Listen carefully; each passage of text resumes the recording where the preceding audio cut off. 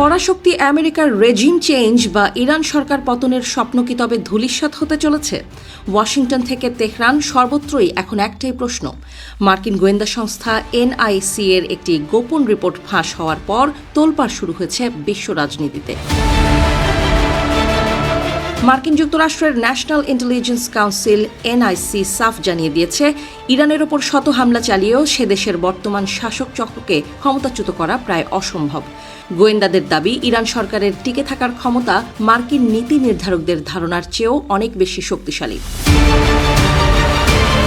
President Donald Trump যখন হুঙ্কার দিয়ে বলছিলেন তিনি ইরানের পুরো ব্যবস্থাকে উপড়ে ফেলবেন, ঠিক তখনই তার নিজের গোয়েন্দা বাহিনী তার সামনে এক রূঢ় সত্য তুলে ধরেছে। ট্রাম্পের ইচ্ছা ছিল পুরো ইরানীয় শাসন ব্যবস্থাকে গুঁড়িয়ে দেয়া, কিন্তু অপারেশন এপিক ফিউরির বর্তমান পরিস্থিতি বলছে অন্য কথা। কে হবেন ইরানের পরবর্তী নেতা? এই প্রশ্নে প্রেসিডেন্ট ট্রাম্পের রহস্যময় আচরণ রহস্য আরও ঘনীভূত করেছে। নির্বাসিত ক্রাউন প্রিন্স রেজা পাহলভিকে নিয়ে ট্রাম্পের অনীহা এখন স্পষ্ট।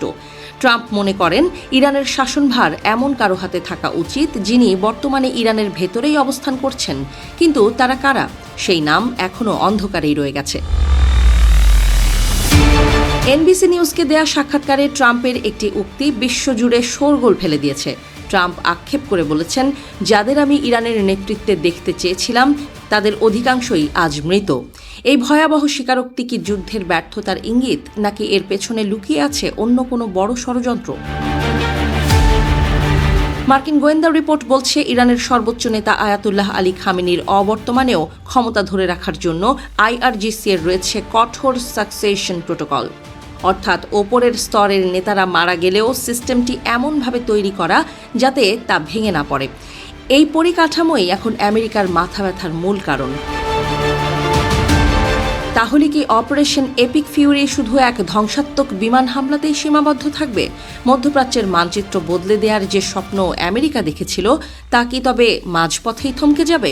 এক কথায় এই প্রশ্নগুলোর আপাতত কোনো উত্তর নেই।